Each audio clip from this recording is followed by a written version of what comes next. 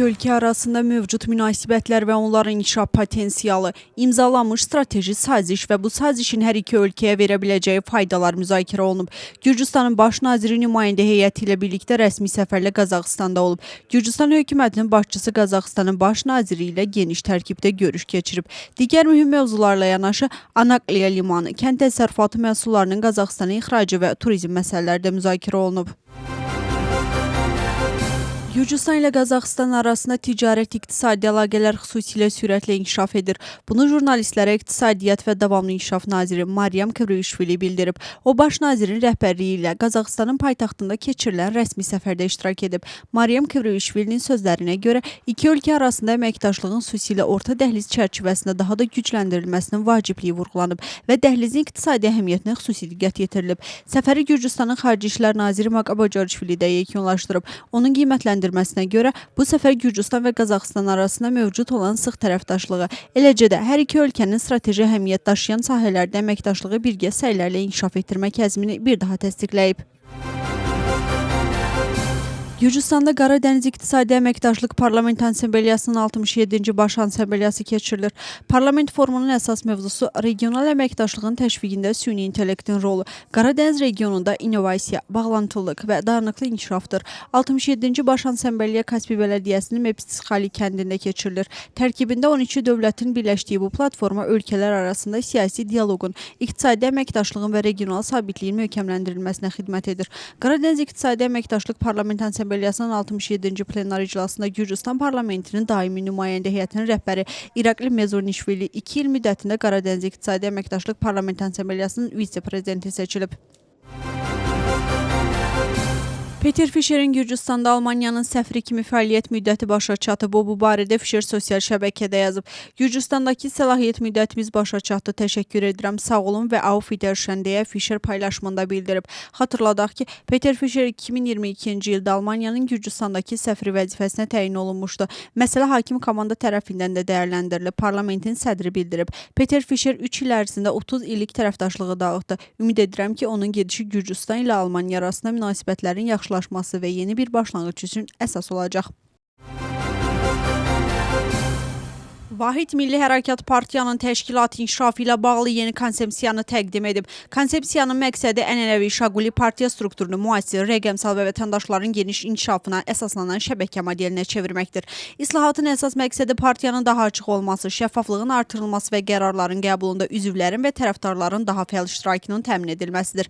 Partiyanın açıqlamasına görə konsepsiya 4 əsas istiqamət əsaslanır. Bunlara deliberativ demokratiyanın gücləndirilməsi, rəqəmsal partiya platformasının yaradılması, maliyyə şəffaflığı və mikrodansiyalar, həmçinin məlumatlara əsaslanan kommunikasiya daxildir. Yeni konsepsiyanın təqdimatında partiyanın hazırki sədri Tina Bogucava iştirak etməyib. Təqdimat zamanı Anna Titlaze gələcəkdə partiya sədrliyi üçün öz namizədliyini də istisna etmədiyini bildirib. Gürcüstanın Daxili İşlər naziri Sulxan Tamazaşvili rəsmi səfərlə Ermənistan Respublikasındadır. Onu Ermənistanın Daxili İşlər naziri qəbul edib. Rəsmi qarşılama mərasimi keçirilib. Mərasim zamanı Gürcüstan və Ermənistan Respublikasının dövlət himnləri səsləndirilib. Mərasim çərçivəsində iki ölkənin Daxili İşlər nazirləri xidməti vəzifələrini yerinə yetirərkən həlak olmuş Ermənistan polis əməkdaşlarının xatirəsini ziyarət ediblər. Daha sonra iki ölkənin nazirləri arasında görüş keçirilib. Tariflər hüquq mühafizə orqanları arasında mövcud sırf tərəfdaşlığın daha da dərinləşdirilməsi hazır olduqlarını bildiriblər. Onlar həmçinin qarşılıqlı maraq doğuran sahələrdə əməkdaşlığın gücləndirilməsi və iki tərəfli əlaqələrin inkişaf perspektivlərini müzakirə ediblər.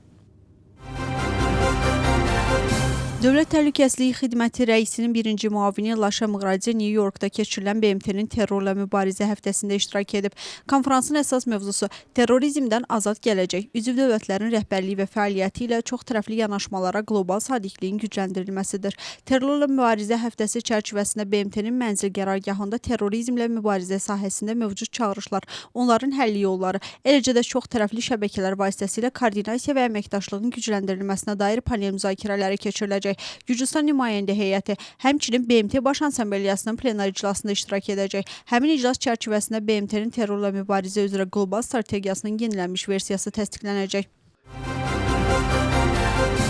Siyasətçi Levan Xabeyişviliyə, jurnalist Quram Roqavaya və etiraz aksiyasının iştirakçılarından biri Zivyat Maisashviliyə hücum etməkdə təqsirləndirilən xüsusi təyinatlıların cinayət işi baxılması üçün Tbilisi şəhər məhkəməsinə göndərilib.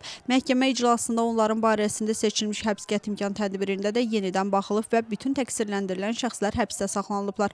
Məhkəmə prosesində zərər çəkənlər Quram Roqava və Zivyat Maisashvili də iştirak ediblər. Roqavanın sözlərinə görə xüsusi təyinatlı məhkəmə zalında ondan üzr istəyib. Lakin o, saxlanılan şəxsin həqiqətən də ona hücum edən şəxs olduğuna əmin olmadığını bildirib. Daxili İşlər Nazirliyinin hazırki və keçmiş əməkdaşları müxalif siyasətçiyə, jurnalistə və etiraz aksiyasının iştirakçılarına qarşı zorakı hücumlarında ittiham olunurlar.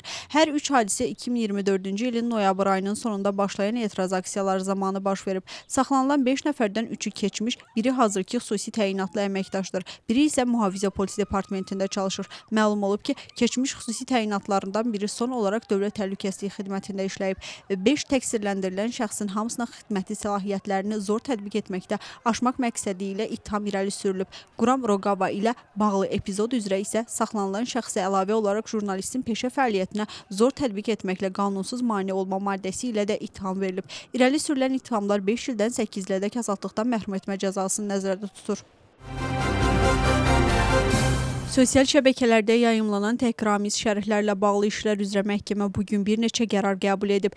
Giga Avalyanın anası Ega Kupadadzenin ünvanına sosial şəbəkədə təhqiramiz ifadələr yazdığına görə vətəndaş Maqa Baxtadze inzibati hüquq pozuntusunda təqsirli bilinib və 3000 lari məbləğində cərmələnib. İş Daxili İşlər Nazirliyinin tərtib etdiyi inzibati protokol əsasında məhkəmədə baxılıb. Qurum nümayəndəsinin sözlərinə görə Ega Kupadadze özü hüquq mühafizə orqanlarına müraciət edib və bildirib ki, həmin şəxs həm onun, həm də mərhum oğlunun ünvanına sistemli şəkildə təhqiramiz və alçaldıcı şərhlər yazıb.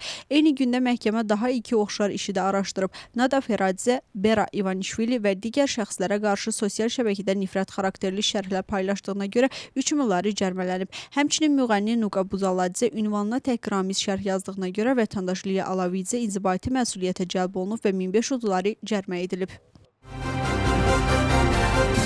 ABŞ prezidentinin xüsusi nümayəndəsi Steve Uitkov və Jared Kushner İranla bağlı müharibə və gərginlik üzrə yeni danışıqlar aparmaq üçün Qətərə gediblər. Qətərin məlumatına görə vasitəçilərlə görüşlər zamanı regionun bütün məsələləri müzakirə olunacaq. Bundan əvvəl İran bildirib ki, bu həftə Qətərə nümayəndə heyəti göndərəcək. Lakin ABŞ ilə birbaşa görüşə heç bir səviyyədə razı deyil.